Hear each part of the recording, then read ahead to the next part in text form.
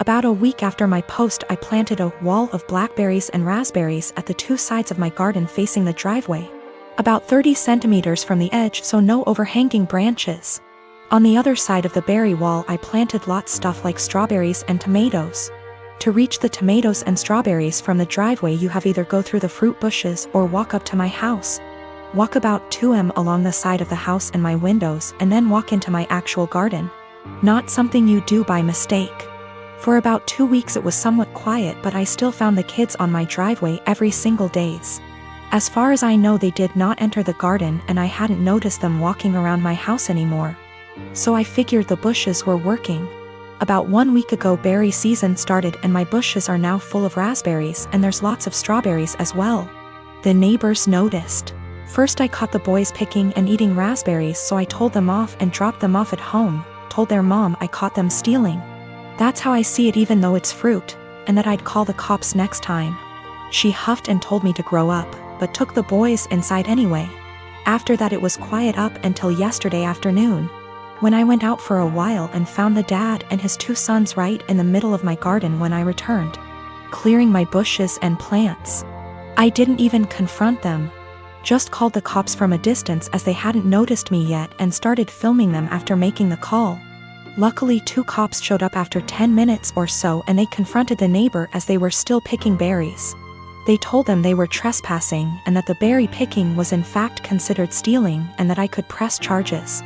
For the first time I noticed a bit of fear in my neighbor. He was having trouble finding his words and kept looking back at his house. I guess hoping his wife would show to yell at the cops. They all went inside with the cops, so I just went home as well. After a while the cops came by and asked me if I wanted to press charges. I asked them if they felt like they scared the neighbor enough to stay away.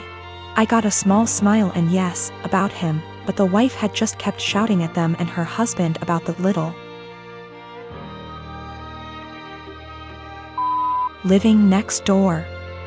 I told them no for now, asked them if I'd be allowed to get an extra camera set up on the wall between my garden and the road, to cover the entire front garden plus driveway. They said that's allowed as long as it's on my side of the wall. So, now I'm getting an extra camera installed. One neighbor knows I'm done messing around, but his wife isn't there yet, and if I ever catch any of them again, the cops will be called and possible charges will follow. I am the oldest daughter of 4 children. I'm currently 25, second oldest is 23, third is 20, and youngest is 18.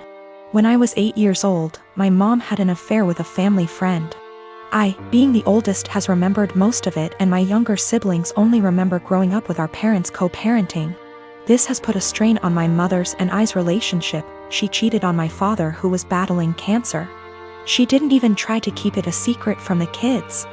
I remember during family / friend gatherings when everyone would be inside and I'd see my mom and the family friend kissing, or doing things in the pool. As a kid I didn't understand, but as I got older I realized what she was doing in front of us, and I feel sick. People ended up catching on to their affair years later, and my mom left my dad and started a new relationship with this family friend. They split up shortly after that because he cheated on my mother. I've confronted her about this after my dad passed, and we all went to see a family therapist. This was roughly 3 years ago. My mom has since remarried to an incredible man, but recently she was out and bumped into this man from her past. They exchanged emails, and she confided in me that they have been sending emails back and forth and are planning to meet up to chat and catch up. I read the messages, and it's very apparent that the guy still has feelings. While my mom is trying to make it seem like she's just catching up with an old co-worker. But I know my mother, and I know she is still slightly infatuated with this man, and flattered that he still wants her. I mean, it's been years, why else would you want to catch up? My new stepdad knows about her past, and while he doesn't agree with it, it's been years, he wasn't in her life yet. She asked me what I thought about her meeting up with him, and said something along the lines of needing closure. She asked for my honest opinion about the matter, and I told her, to be honest Mom, you dealing with this guy in the past ruined yours and Daddy's marriage, and you guys had 4 kids. Why you think it wouldn't ruin this one, but why don't you stop being and stop thinking with your And delete this guy's damn email? She cried, said she couldn't believe I just called her and left my house. We haven't spoken for a few days. Today, I got a call from my siblings saying I hurt my mom's feelings and whatever happened between her and daddy's marriage was between them. I disagree. I had to witness my mom cheating on my father. I watched him die in bed while she was off to God knows where with this man. She asked for my opinion, and my opinion is that she's selfish and who left my dad to die on his own, and she wants to rekindle with this man and possibly cheat on my new stepdad. I am a 33 years old female, and I have had fertility issues for the past couple of years with my husband. He's 35. We went through with consultations, and while we had very promising results for treatment, the cost did give us pause. It wasn't that we couldn't afford it, we just weren't at the point yet where we were willing to pay. I discussed it with my husband, and we were both fine with the idea of adopting. My cousin Tiffany, woman 25 years old, is adopted, and she supported our choice in looking into it. However, this was a couple of years back, and during that time Tiffany was reunited with her birth parents, and she's been acting pretty hurtful to my aunt and uncle since then. She keeps making posts about how happy she is to know where she comes from and is happy about being reunited with her real family. She even talked about having her birth father walk her down the aisle as a chance to make up for lost time. Obviously, my uncle was very hurt about this, but when he voiced it, Tiffany got defensive. She called my uncle selfish, how this was about her, and that he knew what he signed up for when raising someone else's kid.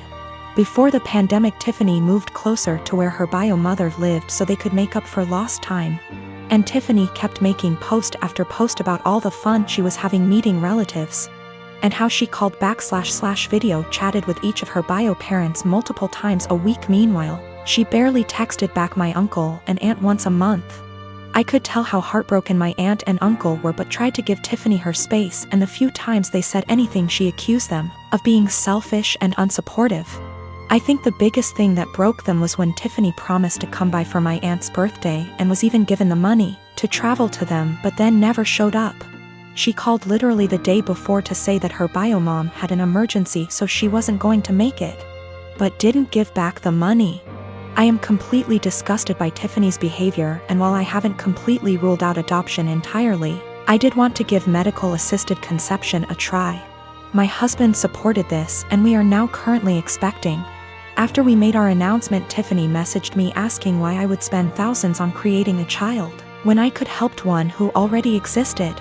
I tried to play it off, but Tiffany kept pressing and calling me a bad person when there are so many children who desperately need a home, and overpopulation. It got to the point where she was pissing me off, and I just came clean and said that her behavior towards the people who loved and raised her was the reason. Tiffany got really upset, but I didn't care. However, her parents are now starting to say that I was wrong. I am a 35 years old female, a musician, playing gigs and at an orchestra as a violinist. Rehearsals just resumed, so orchestra is my main source of income. My sister, she's 26, is a social worker, working 3 days a week, so minimal income, but she adores her job. I live in a small 2-bedroom apartment, both rooms around 9-10 square meters. Using the second room as a practice room / storage for my instruments, 3 violins, 2 guitars, a digital piano, a small drum kit, and other stuff. 4 months ago my sister broke up with her BF and I offered her my spare room, temporarily. I moved most of my stuff to the living room so I could fit a small bed in there. Sis moved in, but she asked me to move more stuff to the living room. I moved pretty much everything sans the piano, to the point where the living room became uninhabitable. Then she started complaining about my violin playing, saying it gave her headaches. I told her I couldn't stop the daily practice without risking my only steady income. The arguments got worse. She told me to play only when she wasn't home, but with her work schedule I couldn't afford that. I tried switching to the electric violin, but even that can be pretty loud, so it didn't help. Several times I reminded her this was only a temporary arrangement, but she didn't seem to hear me. 2 weeks ago I arrived home to finding my piano in the bathroom, near water and humidity, because my sis needed the space for her new double bed. When I told her she can't SRSLY expect me to store my piano there, she said, Yeah. "You will just have to sell it, I guess." I got so mad I told her she has 7 days to leave, but she didn't take me seriously. For a week I only talked to her to remind her how much time she has left, but she always laughed it off, told me to stop acting like a crazy person.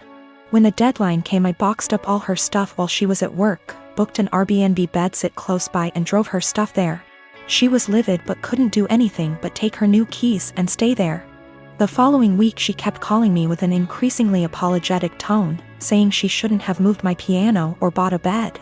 She promised she would put more effort into finding a new place. And by the end of the week I considered most of our issues at least addressed, so I drove to help her move back. But when I was carrying the first box down, she went, "I do hope you will at least stop with the violin this time." I absolutely refused to take more of that F******ing violin. I dropped the box, wished her good luck and left. Now, 2 days later, on one hand it feels like a huge overreaction to leave my own sister literally homeless because of an argument about the violin. I know she cannot afford to stay there, but on the other hand I have no plans to allow her back here, because I feel she would just continue crossing boundaries and never leave.